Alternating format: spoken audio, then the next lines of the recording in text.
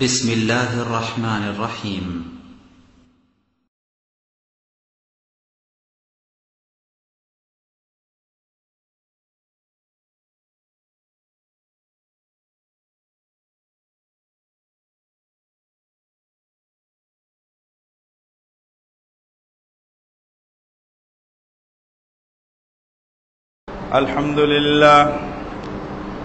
الحمد لله نحمده ونستعينه ونستغفره ونؤمن به ونتوكل عليه ونعوذ بالله من شرور أنفسنا ومن سيئات أعمالنا من يهده الله فلا مضل له ومن يضلل فلا هادي له وأشهد أن لا إله إلا الله وحده لا شريك له وأشهد أن محمدا عبده ورسوله الذي أرسله بالحق بشيرا ونذيرا وداعيا إلى الله بإذنه وسراجا منيرا أما بعد فإن خير الحديث كتاب الله وخير الهدي هدي محمد صلى الله عليه وسلم وشر الأمور محدثاتها وكل محدثة بدعة وكل بدعة ضلالة وكل ضلالة في النار. أما بعد فقد قال الله تبارك وتعالى في الكلام المجيد والفرقان الحميد بعد أعوذ بالله من الشيطان الرجيم يا أيها الذين آمنوا اتقوا الله حق تقاته ولا تموتن إلا وأنتم مسلمون. يا أيها الناس اتقوا ربكم الذي خلقكم من نفس واحدة وخلق منها زوجها وبث منهما رجالا كثيرا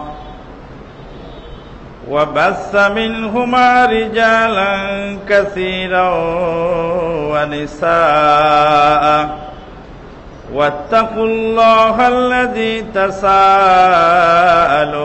به والأرحام إن الله كان عليكم رقيبا. يا أيها الذين آمنوا اتقوا الله وقولوا قولا سديدا يصلح لكم أعمالكم ويغفر لكم ذنوبكم ومن يطع الله ورسوله فقد فاز فوزا عظيما.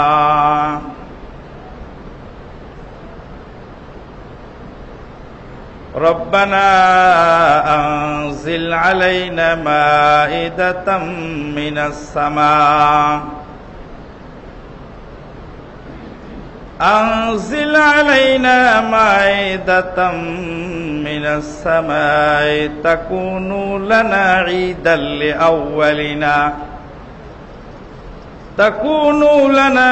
لأولنا وآخرنا وآية منك وارزقنا وأنت خير الرازقين. আল্লাহ পাকের অশেষ মেহেরবানিতে শাওয়াল মাসের প্রথম দিনেই প্রথম জুমআ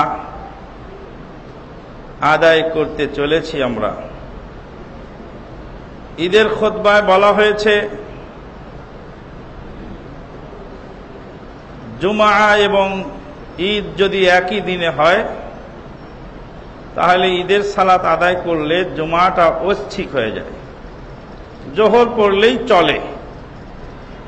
আল্লাহ নবী সাল্লাল্লাহু আলাইহি ওয়াসাল্লামের হাদিস দ্বারা তা প্রমাণিত। এটা শোনার পরেও মসজিদ ভরা মুসল্লি দেখে মনে হচ্ছে যে আমরা আল্লাহর ফজল ও করমে দ্বীনের প্রতি খুবই অগ্রগামী এবং দ্বীনের আকর্ষণ, জুমার খুতবা শোনার আকর্ষণী, এত বড় একটা অপশন, একটু সুযোগ থাকা সত্ত্বেও আমাদের দ্বীনী ভাইদেরকে এখানে আবার একত্রিত করেছে। আলহামদুলিল্লাহ, ওয়ালিল্লাহিল হামদু ওয়াল মিন্না।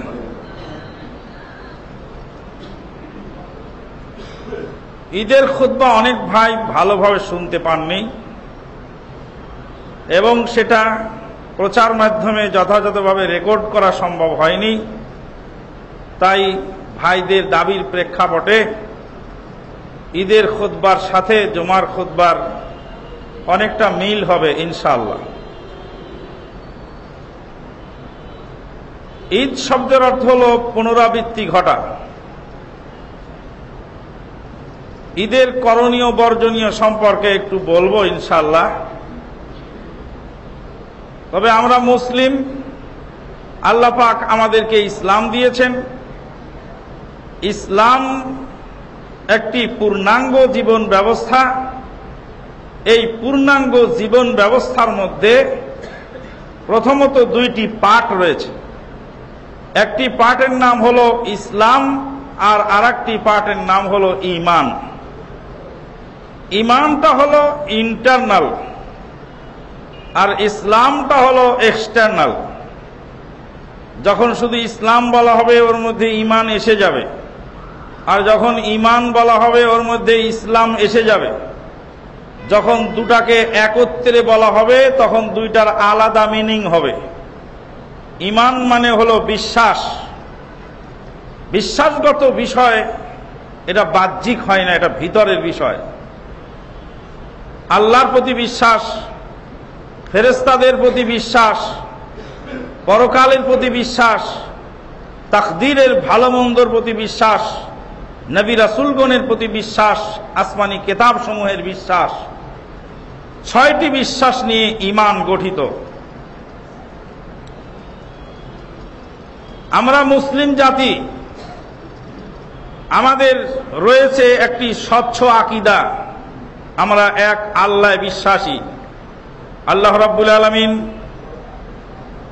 তার সত্তা, সৃষ্টি, ইবাদত এবং গুণাবলী সার্বিকভাবে তিনি একক ও অদ্বিতীয়। তিনি একাই তামাম পৃথিবী সৃষ্টি করেছেন, এখানে কোনো হেল্পারের দরকার হয়নি।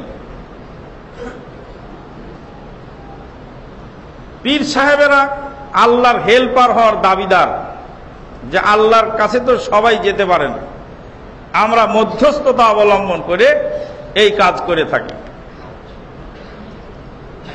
ক্রেতা এবং বিক্রেতার মাঝখানে যদি কেউ মধ্যস্থতা করে তাকে আমরা দালাল বলি। দালালি সিস্টেম, এই দালালি সিস্টেম অন্যান্য ধর্মে থাকলে আমার ইসলাম ধর্মে নাই। দালালির কোনো ব্যবস্থা এখানে নেই। খ্রিস্টান ধর্মে পোপের দালালির মাধ্যমে শিডিউল কাস্ট যারা, তারা পোপকে সেজদা দিবে, ইবাদত করবে। পোপ তখন সেই ইবাদত আল্লাহর কাছে পৌঁছিয়ে দিবে। হিন্দু ধর্মে ঠাকুরকে পূজা দিতে হয়, ঠাকুর সেই পূজা নিয়ে তখন আবার আল্লাহর কাছে পৌঁছায়। সব ধর্মের দালালির ব্যবস্থা আছে, কিন্তু ইসলাম ধর্মে কোনো দালালির ব্যবস্থা নেই। ইসলাম যে সর্বোত্তম, ইন্নাদ দীনা ইনদাল্লাহিল ইসলাম, আল ইয়াউমা আকমালতু লাকুম দীনাকুম ওয়া আতমামতু আলাইকুম নি'মাতি।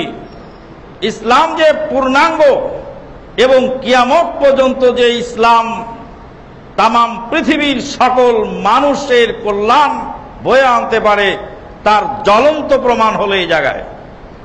আপনি বলেন তো, ক্রেতা আর বিক্রেতা যদি কিনা বেচা করে, তাহলে এটা সহজ হলো, নাকি মাঝখানে দালাল উলট পালট কথা বলে ওটা সহজ হয়ে গেল? আল্লাহ পাক বলছেন, আউযু বিল্লাহি মিনাশ শাইতানির রাজীম, ওয়া ইযা সালাকা ইবাদি আন্নী ফাইন্নী করিব উজিবু দাওয়াতাদ দাঈ ইযা দান ফালইস্তাজিবু লি ওয়াল ইউমিনু বি লাআল্লাহুম ইয়ারশুদুন। ওয়া ইযা সালাকা ইবাদি, যখন আপনাকে জিজ্ঞাসা করবে আমার বান্দা আমার সম্পর্কে, আল্লাহ বলছেন আমার সম্পর্কে যখন জিজ্ঞাসা করবে, আল্লাহ পাক বলেননি যে আপনি বলে দিন আমি নিকটে আছি, তা বলেননি। আল্লাহ পাক বলছেন ফাইন্নী কারিব, আমি তো আছি, কাছেই তো আছি। আপনি বলে দিন এ কথাটা বলেননি, বলছে যে আমি তো আছি, কাছেই আছি। উজিবু দাওয়াতাদ দাঈ ইযা দান ফালইস্তাজিবু লি ওয়াল ইউমিনু বি, আমি প্রত্যেক আহ্বানকারীর আহ্বানে সাড়া দিই। আল্লাহ রাব্বুল আলামিন এক ও অদ্বিতীয় সত্তা। আল্লাহ রাব্বুল আলামিন আসমানে সব জায়গায় বিরাজমান নন, সব জায়গায় বিরাজমান, এটা সনাতন ধর্মের কথা। তাদের দেবতা সব জায়গায় বিরাজমান। ৩৩ কোটি দেবতার পূজা এই ভারতবর্ষের সনাতন পন্থীরা করে থাকেন। আল্লাহ রাব্বুল আলামিনের আকার রয়েছে। আল্লাহ পাক বলেন আর রহমানু আলাল আরশি ইস্তাওয়া, রহমান আরশে গৌরবান্বিত, সমুন্নত। ইস্তাওয়া শব্দের অর্থ সমাসীন নয়, সমাসীন মানে আসন গ্রহণ করা। আল্লাহ রাব্বুল আলামিন আসন গ্রহণ করেছেন না দাঁড়িয়ে আছেন তা আমরা জানি না। ইমাম মালিক রাহমাতুল্লাহ আলাইহি বলছেন ওয়াল কাইফু মাজহুলুন, আল্লাহর গৌরবান্বিত হওয়া, সমুন্নত হওয়ার ধরনটা আমাদের কাছে অজানা। যখনই বসা বলবো তখনই একটা ধরন হয়ে গেল। সমাসীন মানে আসন গ্রহণ। ওই জন্য আল্লাহর কুরসিকে সিংহাসন বলা হবে না, আল্লাহর আরশকে সিংহাসন বলা হবে না। সিংহাসন শব্দের অর্থ যেখানে আসন গেড়ে বসা হয়। আল্লাহ রাব্বুল আলামিন বসে আছেন না দাঁড়িয়ে আছেন ওটা আমাদের হিসাবের বাইরে, ওটা আমাদেরকে বলা হয়নি। আর রহমানু আলাল আরশি ইস্তাওয়া লাইসা কামিসলিহি শাইউন ওয়া হুয়াস সামিউল বাসীর। আল্লাহ রাব্বুল আলামিন শোনেন আর দেখেন। আল্লাহর হাত আছে, আল্লাহর চোখ আছে, আল্লাহর পা আছে, আল্লাহর শ্রবণ শক্তি আছে, আল্লাহর হাত আছে। হাত আছে বললেই তো মানুষের মতো হয়ে গেল। তা আল্লাহ দেখেন বললে মানুষের মতো হয় না? আল্লাহ দয়ালু বললে মানুষের মতো হয় না? মানুষেও তো দেখে, আল্লাহ তো দেখে। আল্লাহ দয়ালু, মানুষেও তো দয়ালু। দয়ালু শব্দটা যদি মানুষের জন্য প্রয়োগ করা যায়, আল্লাহর জন্য প্রয়োগ করা যায়, তো হাত শব্দটা মানুষের জন্য প্রয়োগ হয়, হাত আল্লাহর জন্য হবে না কেন? দয়ালু আল্লাহ হলেন অসীম দয়ালু, আর বান্দা হলেন সসীম দয়ালু। আল্লাহর দৃষ্টিশক্তি অসীম, বান্দার দৃষ্টিশক্তি সসীম। আল্লাহ রাব্বুল আলামিনের হাত আল্লাহর হাতের মতো, আর বান্দার হাত বান্দার হাতের মতো। সুবহানাল্লাহি ওয়া বিহামদিহি সুবহানাল্লাহিল আযীম। ব্যাঙেরও পা আছে, হাতিরও পা আছে। ব্যাঙের পা তো হাতির পায়ের মতো নয়। ব্যাঙের পা আছে, হাতির পা আছে বললে কি হাতি ব্যাঙ এক হয়ে গেল নাকি? আল্লাহর মাখলুক যদি দুইটা সমান না হয়, ব্যাঙের পা আর হাতির পা যদি এক না হয়, তা আপনি কি করে বুঝলেন যে আল্লাহর পা আর বান্দার পা সমান করা হলো? আল্লাহু আকবার, সুবহানাল্লাহি ওয়া বিহামদিহি সুবহানাল্লাহিল আযীম। আল্লাহ পাক বলছেন ওয়ালাউ ফীহিমা আলিহাতুন লাফাসাদাতা, আসমান জমিনে যদি একাধিক পূজনীয় ব্যক্তি থাকতো, একাধিক মাবুদ থাকতো, তাহলে আসমান জমিন ধ্বংসপ্রাপ্ত হয়ে যেত। তাওহীদের সাবজেক্টে এসে এখানে একটা বিষয় আসছে, আল্লাহ যে একক সত্তা, এর একটা আকলি দলিল। এর একটা আকলি দলিল, জ্ঞানসম্মত দলিল, যেই দলিলকে বলা হচ্ছে দালালাতুত তামানু, ওই আয়াত থেকে বের করা হচ্ছে। আল্লাহ যদি একক সত্তা না হয়ে আল্লাহর যদি কোনো অংশীদার থাকে, তাহলে প্রশ্ন হবে সেই অংশীদার কি আল্লাহর সমতুল্য পাওয়ারফুল না একটু কম বেশ আছে? যদি বলা হয় যে একটু কম বেশ আছে, তাহলে দুই মাবুদ যদি পৃথিবীতে হয়, যেই মাবুদ কম শক্তির হবে বেশি শক্তিওয়ালা মাবুদ ওর কাছ থেকে কেড়ে নিবে। তা দুইজন থাকার তো সুযোগ নেই। একজন শক্তিশালী আর একজন দুর্বল, আর দুইজনই মালিকানা যদি দাবি করে, তাহলে দুর্বল তো টিকতে পারবে না, সবলের কাছে সে হার মেনে যাবে, তখন একজনের হাতে ক্ষমতা চলে যাবে। আর যদি দুইজন সমান শক্তির হয়, তাহলে পৃথিবী অচল হয়ে যাবে। কিভাবে? একটা রশি, মজবুত রশি, দুই দিক থেকে দুইজন লোক সমানে টানে, আর দুইজনের শক্তি একদম সম্পূর্ণ সমান। দুইজনের শক্তি যদি অ্যাকুরেট ভাবে সমান হয়, তাহলে রশি এক চুল এদিকেও যাবে না, এক চুল এদিকেও যাবে না, হয় রশি ছিঁড়বে নতুবা রশি জায়গায় দাঁড়ায় থাকবে। এক মাবুদ বলবে সূর্য পশ্চিম আকাশে যাবে, আর এক মাবুদ বলবে সূর্য পূর্ব আকাশে যাবে। দুই মাবুদের শক্তির ভিতর যদি কম বেশ হয়, তাহলে কম শক্তিওয়ালা মাবুদ পরাস্ত হয়ে যাবে, বেশি শক্তিওয়ালা মাবুদের হুকুম কার্যকর হবে, সূর্য একদিকে চলতে থাকবে। আর যদি দুই মাবুদের শক্তি সমান হয়ে যায়, তাহলে একজন বলবে সূর্য পূর্ব দিকে যা, আর একজন বলবে পশ্চিম দিকে যা, সূর্য জায়গায় দাঁড়িয়ে থাকবে, এক চুল এদিকে ওদিকে যাওয়ার সুযোগ থাকবে না। এটাকেই বলা হচ্ছে দলিলুত তামানু। তাওহীদের প্রশ্নে এটাকে বলা হয় দলিলুত তামানু। আল্লাহ রাব্বুল আলামিন একক সত্তা। সুদর্শন ভট্টাচার্য ইসলাম গ্রহণ করার পূর্বে জীবনের শুরুতে পড়তে গেলেন একজন টিচারের কাছে, একজন শিক্ষকের কাছে, মুসলিম শিক্ষক। মুসলিম শিক্ষককে একদিন অহংকার করে সুদর্শন ভট্টাচার্য বলছেন যে, স্যার, আমাদের কাজ খুব সুনিপুণ এবং সুবিন্যস্ত, আমাদের অনেক দেবতা, আর সব দেবতাকে আমরা কাজ ভাগ করে দিয়েছি। এক দেবতা সুখ শান্তির দায়িত্ব নিয়েছেন, এক দেবতা প্রাণ সঞ্চার করার দায়িত্ব নিয়েছেন, আর এক দেবতাকে প্রাণ সংহার করার দায়িত্ব দেওয়া হয়েছে, আর এক দেবতাকে দেওয়া হয়েছে রুজির দায়িত্ব। আমাদের দেবতাও আলাদা, কাজও ভাগ ভাগ থাকে। সুদর্শন ভট্টাচার্যের স্যার বললেন, সুদর্শন, মাতবর বেশি হলে গোলমাল লেগে যায়, মাতবর বেশি হলে সেখানে সেই সংসারে বরকত নষ্ট হয়। সুদর্শন ভট্টাচার্য যখন আবুল হোসেন ভট্টাচার্য নাম ধারণ করলেন ইসলাম গ্রহণ করে, তখন তিনি তার বইতে এই কথা লিখছেন, সেই দিনের একটি তাওহীদের বীজ আমার টিচার আমার মনের শস্য শ্যামল ক্ষেত্রে বপন করেছিলেন। সেই বীজ অঙ্কুরিত হয়ে পত্র পল্লবে সুশোভিত হয়ে আজকের সেই সুদর্শন ভট্টাচার্য আবুল হোসেন ভট্টাচার্য রূপ ধারণ করেছে। ইসলাম এক আল্লাহ বিশ্বাসী, এক আল্লাহর হাতে সকল ক্ষমতার চাবিকাঠি। এটা আবার পীর সাহেবেরা কিছু ভাগ করে নিয়েছেন। আল্লাহ রাব্বুল আলামিনের আকার আছে, আল্লাহ রাব্বুল আলামিনকে হাসরের ময়দানে বান্দা দেখতে পাবেন। আল্লাহ আকার পরিবর্তন করে আসবেন হাসরের ময়দানে, সহিহ মুসলিমে হাদিস আসছে।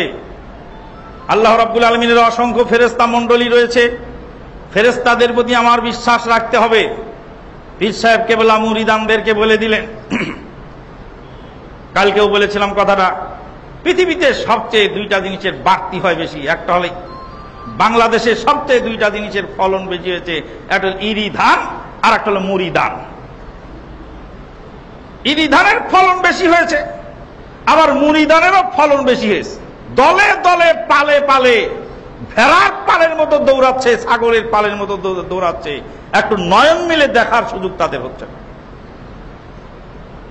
বন্ধুগণ, কি বলবেন কথা?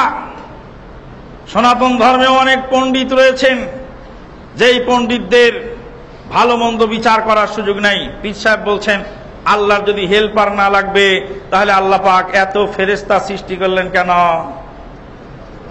আল্লাহর ফেরেশতারা তো হেল্পারই করতেছে আল্লাহর। কেউ মেঘ চালায়, কেউ বৃষ্টির দায়িত্ব নিয়েছে, কোন ফেরেশতা ওহী নিয়ে আসতেছে। আল্লাহ যদি স্বয়ং সম্পন্ন হবেন, হেল্পার না লাগবে, তো ফেরেশতা কেন এত? যাকে জিজ্ঞেস করেছে সে তো লাজবাব।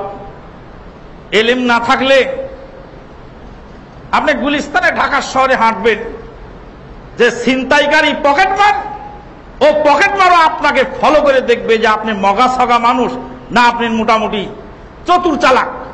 চতুর চালাক লোকের পকেটে কোনোদিন হাত দিবে না ওরা। বুদ্ধিমান লোকের কাছে ওরা ভিড়বে না, কারণ কিল খেয়ে বড় লোক হয়ে যেতে হবে। ওরা দেখবে যে গ্রাম থেকে আসছে হাবা গোবা সরল সোজা মানুষ, এই লোকগুলার পকেটে হাত দিয়ে পকেট সাফ করবে। তো সাধারণ মানুষকে যা বুঝে তাই বুঝে নেই। ও লোক তো মাথা হয়রান হয়ে গেল। তাই তো আল্লাহ যদি হেল্পার ছাড়া চলতে পারেন তো ফেরেশতা এত লাগলো কেন? ঠিকই তো আল্লাহর হেল্পার দরকার। পীর সাহেব ওরা আল্লাহর হেল্পারের অন্তর্ভুক্ত, যেমন ফেরেশতা তেমন পীর সাহেব। আমার কাছে আসার পরে বললাম যে ওকে জিজ্ঞেস করো যে আল্লাহর ফেরেশতা কি আগে থেকেই ছিল না আল্লাহ সৃষ্টি করেছেন? তো বলে আল্লাহ ফেরেশতা সৃষ্টি করেছেন।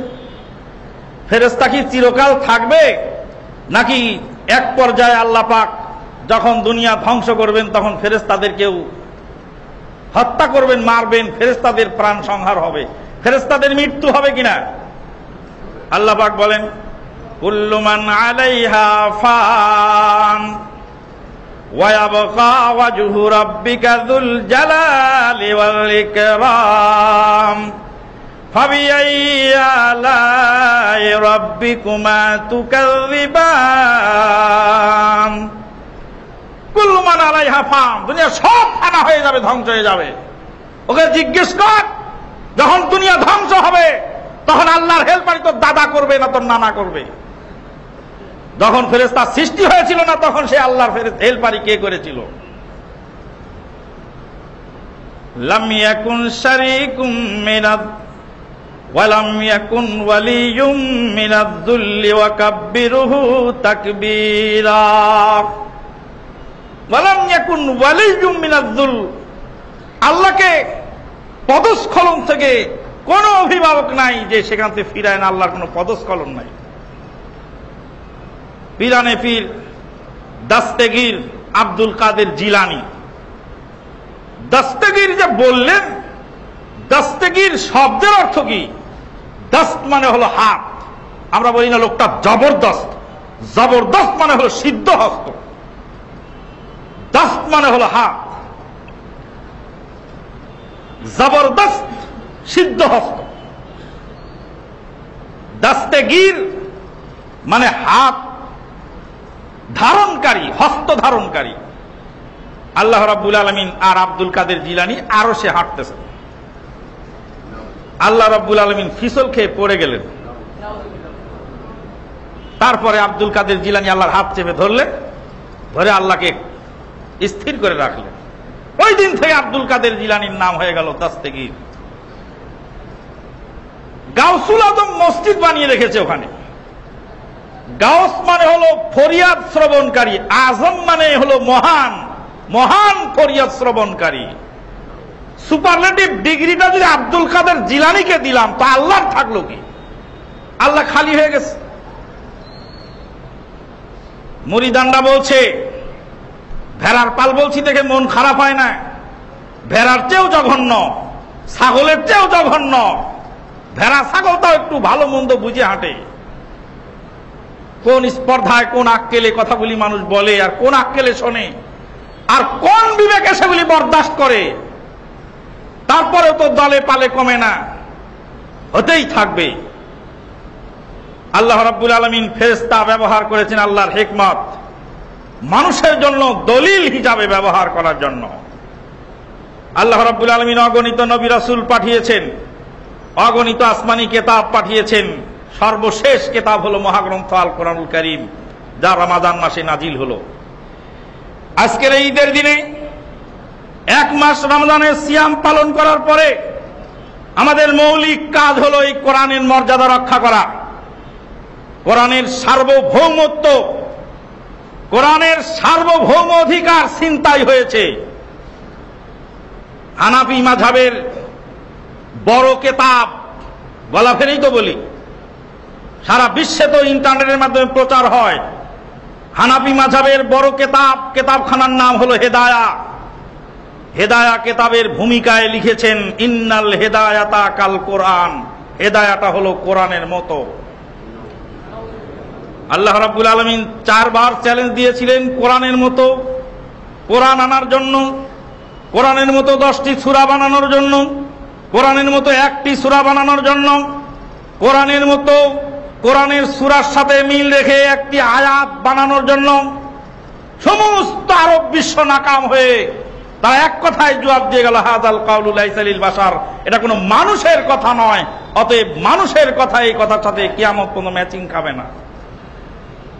ইহুদিরা বলল না এই তাওরাত কোরআনের মতো, নাসারারা বলল না ইনজিল কোরআনের মতো, খ্রিস্টানেরা বলল না ইনজিল কোরআনের মতো, হিন্দুরা বলল না রামায়ণ কোরআনের মতো, মহাভারত কোরআনের মতো, ত্রিপিটক জেন্দাবেস্তা রামায়ণ কোরআনের মতো। যার যার ধর্মের অনুসারীরা তা বলল না।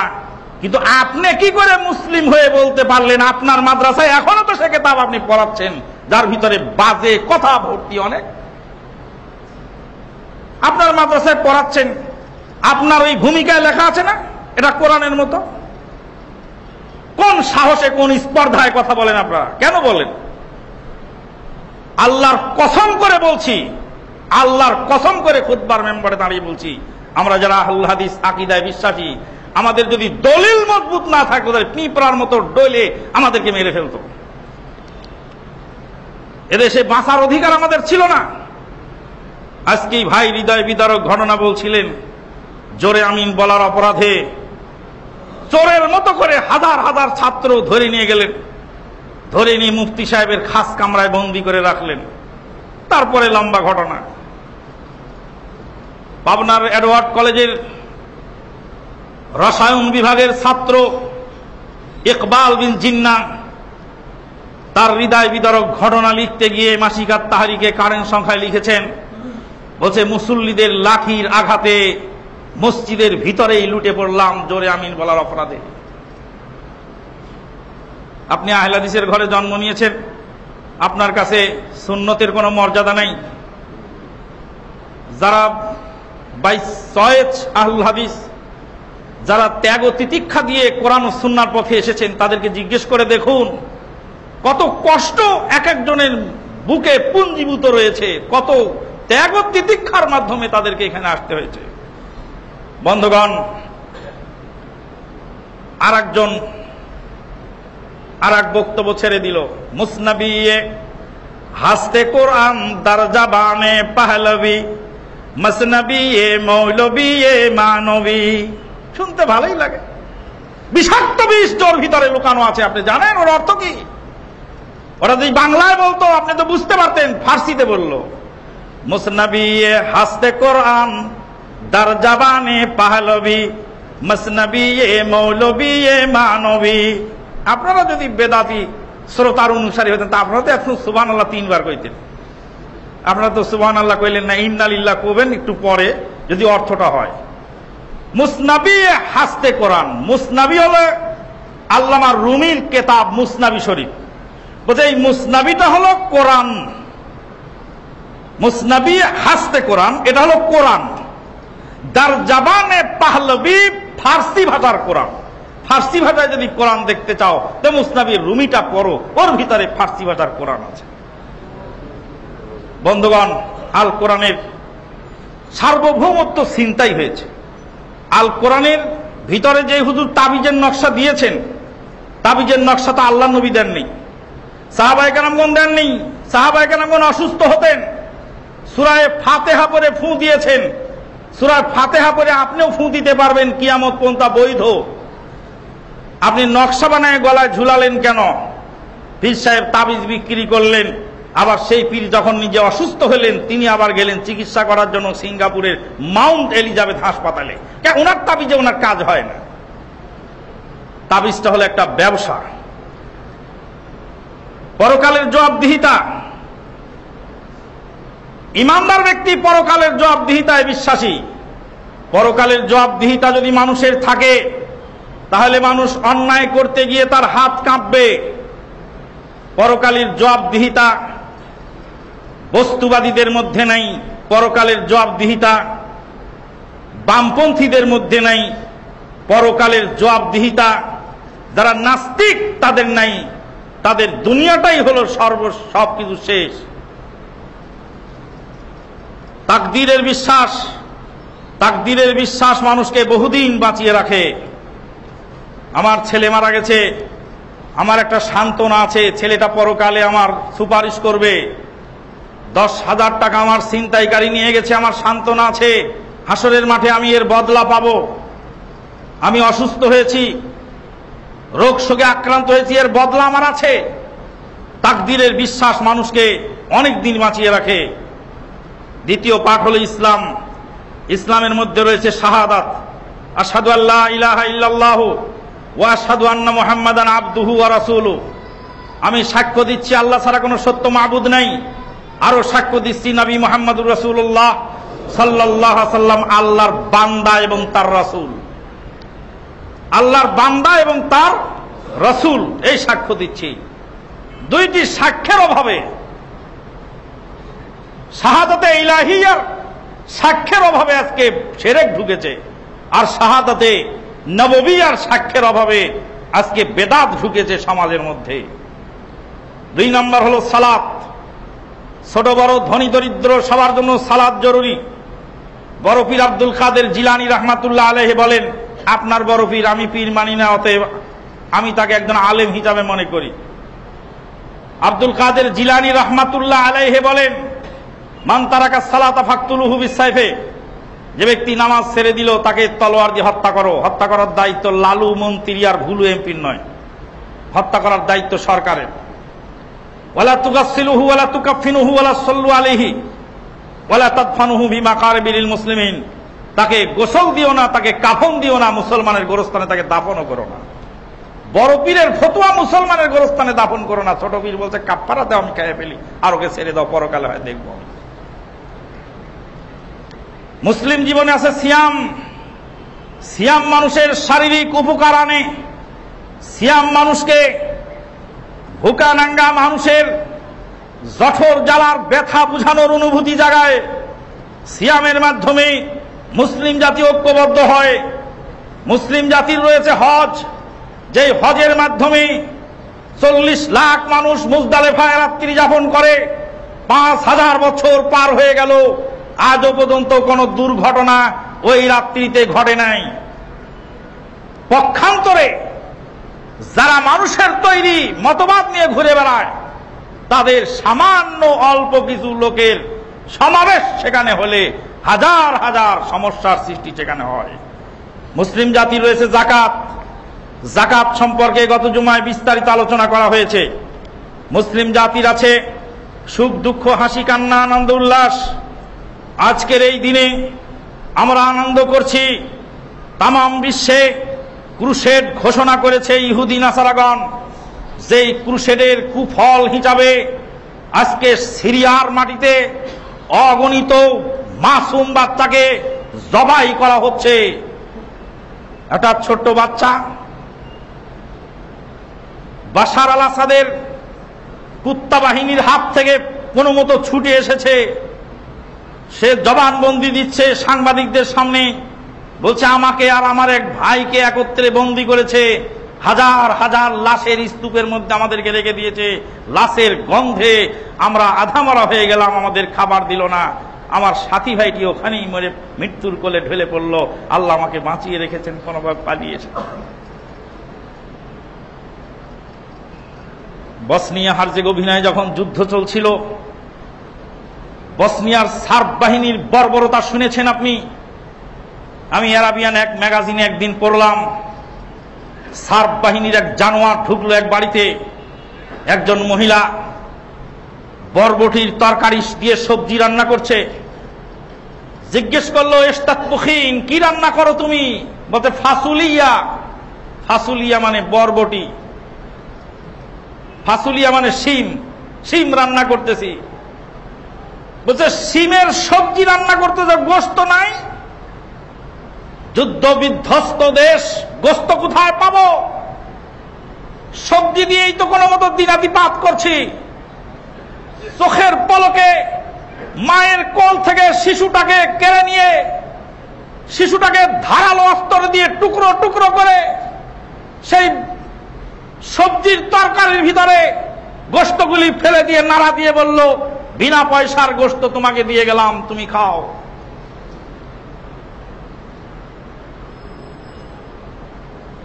আল্লাহ পাক জালেমদেরকে যুগে যুগে শিক্ষা দিয়ে থাকেন। ফেরাউন, নমরুদ, কারুন, সাদ্দাত, বখতে নসর পৃথিবীর বুকে এসেছে, তাদের প্রেতাত্মার এখনো আছে। রমাদানুল মুবারকের পবিত্র রমজান মাসেও নির্দোষ অনেক আলেম ওলামা, নির্দোষ অনেক মানুষ জেলখানায় অন্ধকার প্রকোষ্ঠে, কেউ বা কন্ডেম সেলে পান্তা ভাত খেয়ে রোজা রেখেছেন। প্রতি রাত আল্লাহর আরশের উপরে দাঁড়িয়ে, আল্লাহর আসমানে দাঁড়িয়ে একজন ফেরেশতা বললেন, ইয়া বাগিয়াল খায়রে আকবেল, হে কল্যাণকারী সামনে আসো। ইয়া বাগিয়াস শাররে আকসির, হে জালেম থেমে যাও, তোমার হাত থামিয়ে দাও। যেই হাত দিয়ে তুমি জুলুম করো, লক্ষ প্রকার খোরাক হবে একদিন তোমার এই হাত। যেই চোখ দিয়ে মানুষের উপর চোখ রাঙাও, লক্ষ প্রকার খোরাক হবে একদিন তোমার সেই চোখ। যেই ব্রেন দিয়ে তুমি বিবেচনা করো, মানুষকে ক্ষতি করার প্ল্যান তৈরি করো, সেই ব্রেন লক্ষ প্রকার খোরাক হবে। যেই জিহ্বাতে তুমি মিথ্যা কথা বলে মজলুমের ক্ষতি করো, জালেমকে সহযোগিতা করো, লক্ষ প্রকার খোরাক হবে তোমার সেই দফা। ফেরেশতার আওয়াজ কর্ণকুহরে পৌঁছল না জালেমদের। সারা বিশ্বে ক্রুশের সৃষ্টি করা হয়েছে। আপনি আনন্দ করছেন, আনন্দ তো আমার ভিতরে নেই। আমি তো দেখতে পাচ্ছি জ্বলছে সিরিয়ার সেই শিশু, নারী, পুরুষ, করুণ আর্তনাদ। জ্বলছে তামাম বিশ্ব। প্রতিষ্ঠিত সরকার, গণতন্ত্রের দাবিদার তোমরা। গণতন্ত্রের এই মিথ্যা বলিতে যারা আশ্বস্ত, তাদেরকে বলি এখনো তওবা ইস্তেগফার করে বুঝার চেষ্টা করুন। গণতন্ত্র একটা মিথ্যা প্রহসন। গণতন্ত্রের মিথ্যা বলিতে যাদেরকে ডেকে নিয়ে গণতান্ত্রিক নির্বাচন, প্রহসনের নির্বাচন সবকিছুই হল। প্রতিষ্ঠিত গণতান্ত্রিক সরকার কি বলে মোহাম্মদ মুরসি, সেই মুরসির পতন কেন ঘটল? সব কিছু দিয়েও শেষ করতে পারল না, শেষ রক্ষার হলো না। আমাদের সালাফি ভাইয়েরা যারা তাদের সাথে নিজেদের আদর্শ বিকিয়ে দিয়ে, নিজেদের চরিত্রকে হারিয়ে ফেলে, নিজেদের বৈশিষ্ট্যকে সর্বনাশ করে তাদের সাথে ক্ষমতার লোভে যোগ দিয়েছিল, তারা আদর্শচ্যুত হলো, ক্ষমতাচ্যুত হলো। এটাই হবে, এটাই চিরকালের রীতি। ওই জন্য ইসলাম আপনার জন্য দুইটা পথ খোলা রেখেছে। ইসলামের দাওয়াত দিবেন, দাওয়াতি কার্যক্রম চলবে। দাওয়াত যখন বাধাগ্রস্ত হবে, শক্তি থাকলে প্রতিহত করবেন, আর শক্তি না থাকলে সবুর করবেন। আল্লাহ পাক কোনদিন চাইলে আপনাকে সুযোগ করে দিবেন তার দিন প্রতিষ্ঠা করার। কিন্তু কোন জাহেলি তন্ত্রের সাথে আপোষ করে, কোন অবৈধ মতবাদের সাথে আপোষ করে কিয়ামতের আগ পর্যন্ত কোনো সুফল পাওয়া যাবে না। লক্ষ লক্ষ নারী, পুরুষ, শিশু হাহাকার করে কাঁদছে। জ্বলছে মিশর, জ্বলছে কাশ্মীর, জ্বলছে আফগানিস্তান, জ্বলছে পাকিস্তান, জ্বলছে বাংলাদেশ, জ্বলছে এখানে, জ্বলছে যেখানে, সারা পৃথিবী জ্বলছে। কিসের আনন্দ আমার? আপনি মুসলিম যদি হয়ে থাকেন, আমি যদি মুসলিম হয়ে থাকি, আজকের এই খুশির দিনে, খুশির এই আনন্দের দিনে মুসলিম জাতির করণীয় নির্ধারণ করার প্রয়োজন আছে। ভাইদেরকে সহযোগিতা করতে হবে। দুঃখজনক হলেও সত্য, এই ক্রুসেডকে আমরা ইচ্ছায় অনিচ্ছায় সহযোগিতা করে চলেছি। কিভাবে সহযোগিতা করে চলেছি নিজেও বুঝি না। একদল আছেন মুফতি সাহেবান, তারা জোরে আমিন আর আস্তে আমিনের ফতোয়া নিয়ে তামাম দেশ গরম করে মুসলমানদের মধ্যে যেটুকু ফাটল ছিল সেই ফাটলটাকে আরো বাড়ায় দিয়েছে। তাই বিদ্রোহী কবি কাজী নজরুল ইসলাম দুঃখ করে বলেছেন, বিশ্ব যখন এগিয়ে চলেছে আমরা তখনও বসে বিবি তালাকের ফতোয়া খুঁজেছি ফেকাও উতুল চষে, হানাফি শাফিঈ মালিকি হাম্বলি তখনও মেটেনি গোল, এমন সময় আজরাইল এসে হাঁকিল তলপিতল। তারপরে বাহিরের দিকে মরিয়াছি যত ভিতরের দিকেও তত, গুনতিতে মোরা বাড়িয়া চলেছি গরু ছাগলের মতো। আমি তো বলিনি, কাজী নজরুল ইসলামের কথাটা আমি আবার পুনরায় বললাম। গুনতিতে বেড়ে চলেছে, কিন্তু বাস্তবতায় কোথায়? জোরে আমিন নিয়ে আস্তে আমিন নিয়ে আপনার সাথে আমার বাহাস হবে কেন? কেন জোরে আমিনওয়ালা ভাইকে আপনি বের করে দিলেন? আপনার মাযহাবেই তো বলা আছে চার মাযহাব বরহক, চার মাযহাব ঠিক। চার মাযহাব যদি ঠিক হয় তো তিন মাযহাবে জোরে আমিন বলার ফতোয়া, আর আপনার এক মাযহাবে আস্তে আমিন বলার ফতোয়া। তো তিন মাযহাবের প্রতি আপনি শ্রদ্ধা হারায় ফেলে আবার চার মাযহাবের দাবিদার হচ্ছেন কেন? তথাকথিত মুফতি সাহেবান কোরআন হাদিস তো বোঝেনি নেই, মাযহাবটাও বোঝে নেই। মাযহাবও যদি বুঝতো তাহলে কমস কম বুঝতো যে তিন মাযহাবে তো জোরে আমিন বলার কথা আছে। তো তিন মাযহাবের লোকের কি আমার মাযহাবের মসজিদে নামাজ পড়া নিষেধ? তা তো কোনো কিতাবে লেখা নেই। কেন আপনি এই কাজ করতে গেলেন? পাশাপাশি রয়েছে গরম হুজুর। গরম হুজুর জিহাদের ফতোয়া আর বক্তৃতা দিয়ে অসহায় যুবকদেরকে উস্কানি দিয়ে, যুদ্ধের উস্কানি দিয়ে, তাদেরকে মাঠে নামায় দিয়ে ইহুদি নাসারাদেরকে একটা লাইন খুঁজে দিচ্ছে, পথ করে দিচ্ছে, এই দেখো মুসলমানদের মধ্যে জঙ্গিবাদ আছে। বন্ধুগণ, আজকে ঈদের দিনে আমাদের করণীয়, মহাগ্রন্থ আল কোরআনুল কারীমের মাস, নাজিলের মাস, রমাদান পার হয়ে গেল। মহাগ্রন্থ আল কোরআনুল কারীমের মর্যাদা রক্ষা করতে হবে। আপনার হাতে যে কিতাব আছে সে কিতাব ছুঁড়ে ফেলে দেন, ফেলে দিয়ে মহাগ্রন্থ আল কোরআনটা হাতে নিয়ে নেন। আপনার সাথে কালকে আমার দ্বন্দ্ব খতম হয়ে যাবে। আপনার হাতে কোরআন আর আমার হাতে কোরআন, আপনার হাতে সহিহ বুখারী আমার হাতে সহিহ বুখারী, এটা নিয়ে যদি আপনি আমার সামনে আসেন, কালকে আপনার সাথে দ্বন্দ্ব খতম হয়ে যাবে। আপনার হাতে এক মাযহাবের কিতাব, আমার হাতে আর এক মাযহাবের। আপনার হাতে এক পীরের কিতাব, আমার হাতে আর এক পীরের। আপনার হাতে এক আলেমের কিতাব, আমার হাতে আর এক আলেমের। আপনার সাথে আমার দ্বন্দ্ব কিয়ামত পর্যন্ত মিটবে না, মিটবে না, মিটবে না। 2 নম্বর করণীয় হলো গরিব দুঃখীদের পাশে গিয়ে দাঁড়ান। যাকাত আর ফিতরা নিয়ে, ফিতরা দিবেন 2.5 কেজি চাউল, আপনি কেন টাকা দিতে গেলেন? টাকা দিলে গরিবের সুবিধা হয়, আলহামদুলিল্লাহ। গরিবের সুবিধাটা আপনি বুঝলেন, কিন্তু আল্লাহর নবী বোঝেন নাই। আল্লাহর নবী সারা জীবনে একদিনও দেনার দেরহাম 2 প্রকার মুদ্রা জারি থাকা সত্ত্বেও একদিনও মুদ্রা দিয়ে ফিতরা দিলেন না। ফিতরা দিতে বলা হয়েছে খাদ্য, আপনি দিলেন টাকা গরিবের সুবিধার্থে। তো যাকাত তো দিতে বলা হয়েছিল টাকা, টাকার যাকাত, টাকা দেওয়া দরকার ছিল। ওখানে বস্তা বাজাক শাড়ি কিনে আনলেন কেন? ওখানে শাড়ি কিনে দিতে পারলেন, তো এখানে চাউল দিচ্ছেন না কেন? Cash payment. একজন বিরাট মুহাদ্দিস এসেছিলেন ফজরের সময় এই মসজিদে। মুহাদ্দিস সাহেব আমাকে বললেন, মাদানী সাহেব আপনাকে নাস্তা খিলাবো। তা আমি জিজ্ঞেস করলাম ফিতরা কত দিয়েছেন? কয় 60 টাকা। তা আমি বললাম নাস্তার টাকা দেন আমাকে। বলে সি সি সি সি, কি বিয়াদবি কথা, খাওয়াবো নাস্তা, আপনি টাকা চান মানে? আপনি ফিতরা যখন ক্যাশ পেমেন্ট দিতে পারছেন, তো আমার নাস্তাও ক্যাশ পেমেন্ট দিবেন, দিতে বাধ্য। মুয়াজ্জিন মনিরকে বললাম টাকা বের করে নাও পকেট থেকে। মনির মুয়াজ্জিন টাকা পকেট থেকে বের করে নিল। সভাপতি সাহেবের কাছে বিচার দিয়েছে, বলছে আপনার খতিব পকেট থেকে টাকা নিয়েছে, আপনার ছেলেও সাথে ছিল, বড় ছেলে। আপনি কেন ক্যাশ পেমেন্ট দিচ্ছেন? আল্লাহর নবী বলছেন একটা বেদাত চালু হলে আর একটা বেদাতের পথ খুলে যায়। গরিব মানুষকে চাউল না দিয়ে টাকা দিবেন, গরিবের সুবিধা হবে, যা ইচ্ছা সে কিনে নেবে, আলহামদুলিল্লাহ। কয়েকদিন পরে ইবলিস শয়তান এসে বলবে গরিব মানুষের কুরবানি আর দরকার নেই, মেরাদিয়ার হাটে আপনি গরু কিনতে যাবেন কেন? আপনি কুরবানির টাকা জনগণকে ভাগ করে দেন, যার যার গোশত সেই কিনে খাক, আপনার এত কষ্ট করার দরকার নেই।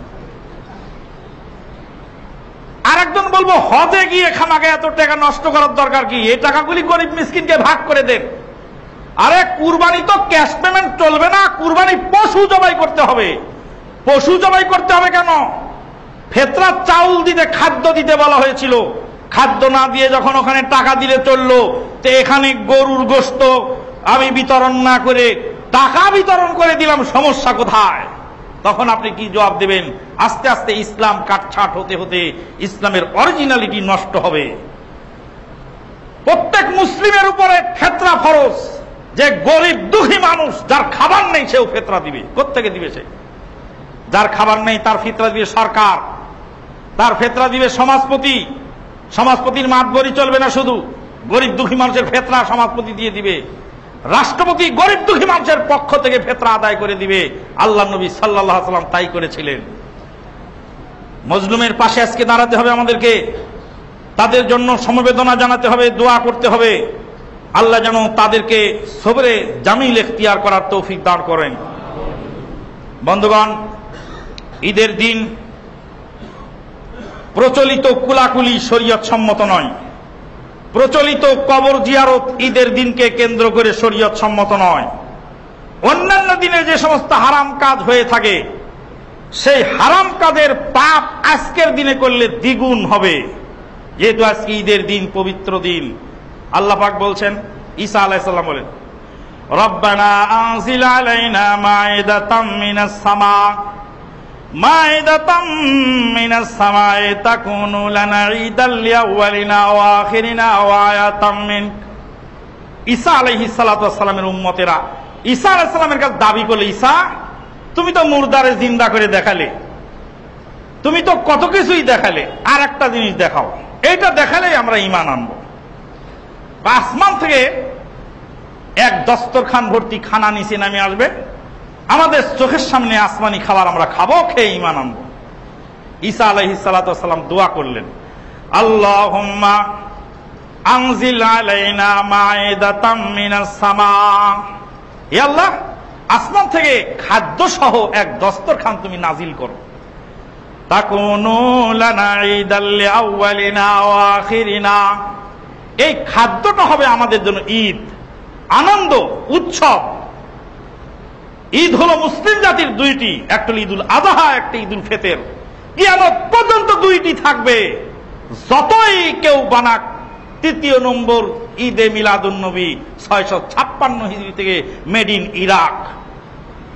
মেড ইন ইরাক 656 হিজরিতে মিলাদ আবিষ্কার হয়েছে।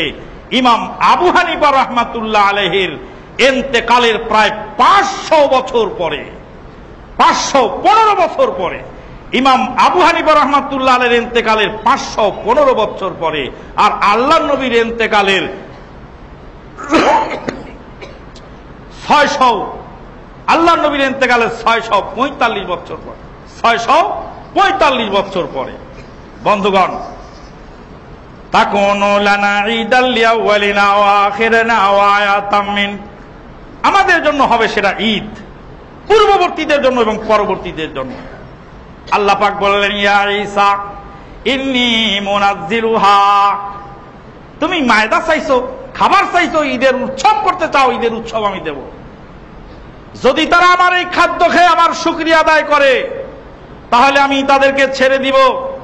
আর যদি নাফরমানি করে, এমন শাস্তি তাদেরকে দেব যে শাস্তি পৃথিবীর কাউকে দেই নাই।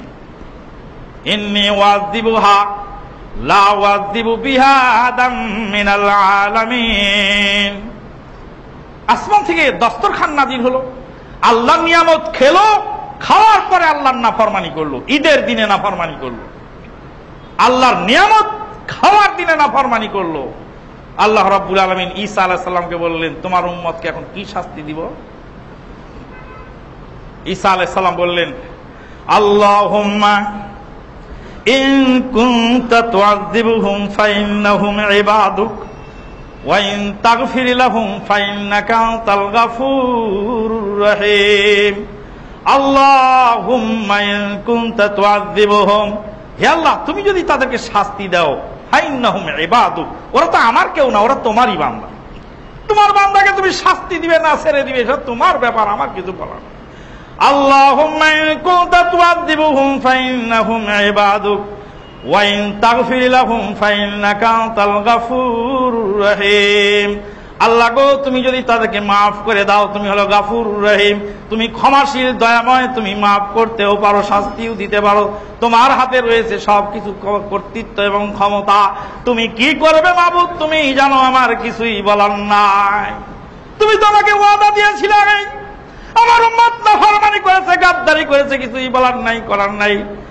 আল্লাহ নবী একদিন রাত্রে তাহাজ্জুদের নামাজে দাঁড়ালেন, দাঁড়িয়ে পড়তেছেন আল্লাহুম্মা ইন তুআযিবুহুম ফাইন্নাহুম ইবাদুক ওয়া ইন তাগফির লাহুম ফাইন্নাকা আনতাল গাফুরুর রহিম।